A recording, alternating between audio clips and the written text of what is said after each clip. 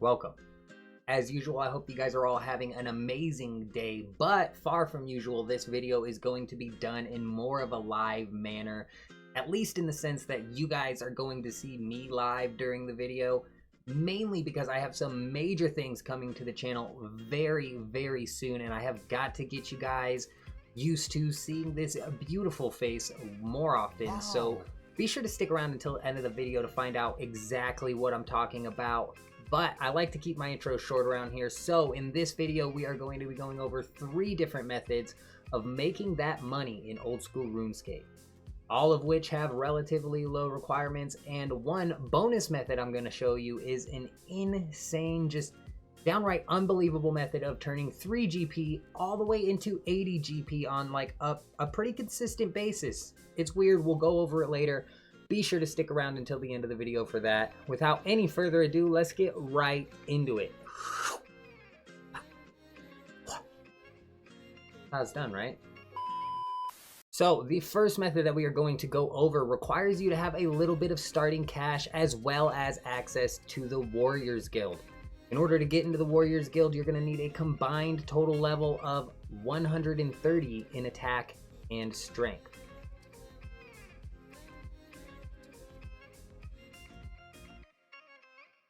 And if that happens to describe you, then luck is on your side, because this food shop right here is where you can buy both plain pizzas and potatoes with cheese at a ridiculous margin. You'll have to somewhat battle with the bots that are doing this, but I did this method for a total of 10 minutes and spent 8,000 GP and turned it all the way into 118,000 GP, netting me a profit of 110,000 GP. Now, if we were to multiply that by 6, assuming that we did that for a whole hour, I would have spent 48,000 GP and made 708,000 GP, netting me a profit of 660,000 GP in that hour, which is not too shabby for just buying some food. Right on into the next method that we are going to go over, which also actually requires you to be buying things from a shop. But this is going to require that you have a lot more starting cash if you expect to do this for an entire hour. 30 million GP to be exact. But we are going to do this by heading over to Edgeville, over to the Slayer Master, and we are going to be buying unfinished broad bolt packs. Now, before you do this, you always need to double check the margins, and this is super simple to do by just heading to the GE and making sure that one unfinished broad bolt is selling for at least 57 GP.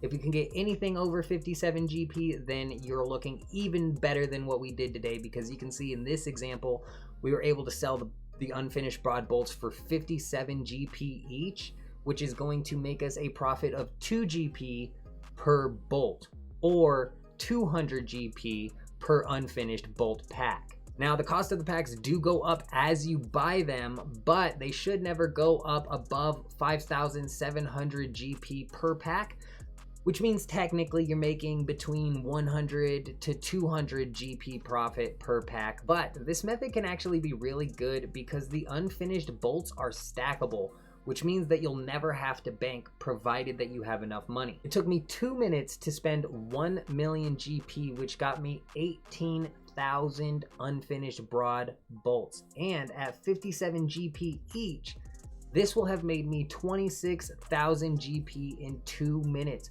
which if we multiply by 30 to assume that I did this for an entire hour, we would have walked away with a profit of 780,000 GP. Now, the final method that we are going to go over is by far my favorite method to do, and it has a few more requirements than the last 2.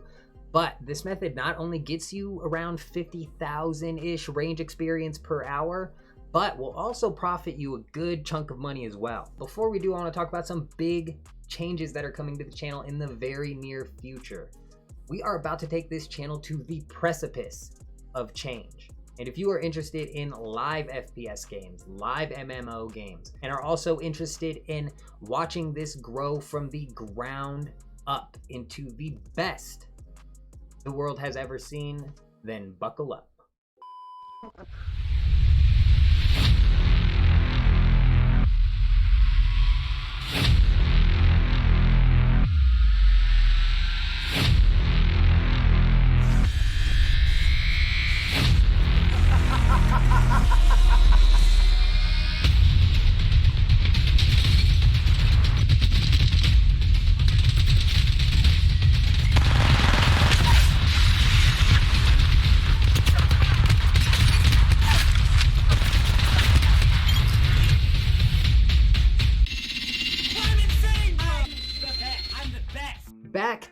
method though, which of course is going to be aviancies in the wilderness.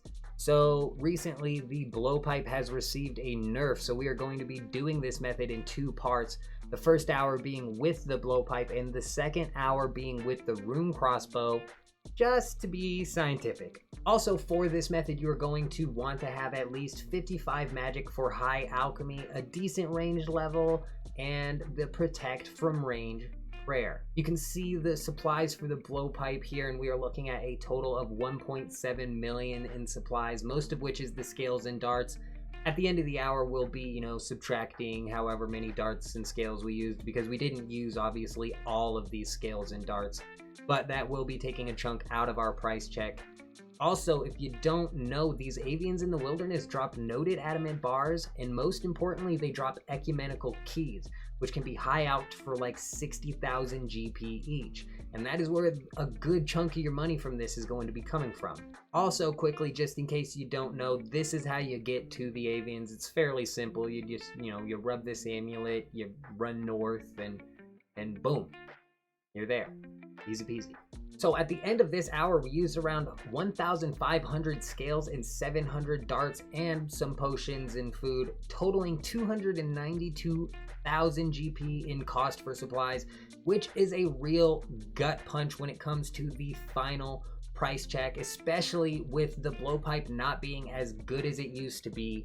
But in that hour, we made 872,000 GP in drops and alchables, mainly being 200 adamant bars and 450,000 GP in alchables coming from 5 ecumenical keys and the other alchable stuff, making this hour's total profit 580,000 GP after the cost of supplies. So hopefully the crossbow method is a bit better, because before the blowpipe nerf, I was making much closer to 800,000 GP an hour and was getting closer to 80,000 range experience per hour as well. So the rune crossbow was seemingly just a little bit slower, but I mainly focused the 2 lower level avians throughout the entire hour, and in the end we ended up using 140,000 GP in supplies and making 770,000 in loot.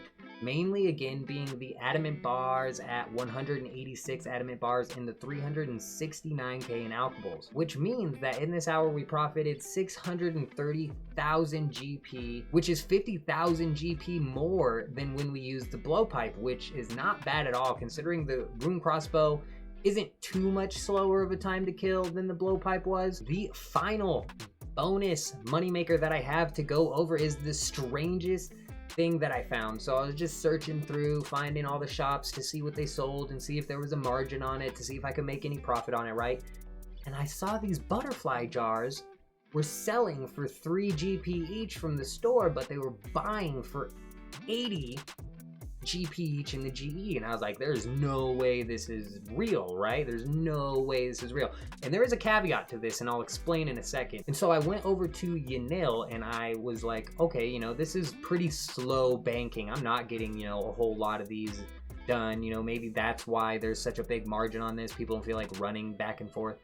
But I found out that there's another hunter shop in Narda right next to a bank. So I went over there and was able to slam out like 1,200 of these jars in a super short amount of time. I mean, I don't remember exactly. I only did this for like 10 minutes and I got like 1,000 jars, spending 3,000 GP, which technically is going to be 80,000 GP, right? I'm like, this is just printing money essentially, right? But here's the caveat, because there's always a caveat to these weird money makers in old school RuneScape, right? And if you look at the GE tracker, you'll see that these things are only selling in a quantity of like 4,000 per day. And honestly, I couldn't figure out the margins, and I ended up just dumping my jars at 50 GP each, and they sat in there for, I want to say 4 hours, but they all sold for 50 GP each. So technically I turned 3 GP into 57 GP, into 50 GP, which probably could have been closer to like 77 GP had I not just tried to slash the margin in half, right? And just left it in at 77 GP and waited for him to sell as well, right? Just so super weird. Something to keep an eye on. Maybe something to look into doing. I don't know. Like, I don't know. Say you bought I don't know. You do the math, because if there is one thing that I do know, it's that I do not like to drag my videos out. So that is all that I got for this one. Be sure to subscribe to not miss the intro trailer coming out soon. And remember, better is not good enough.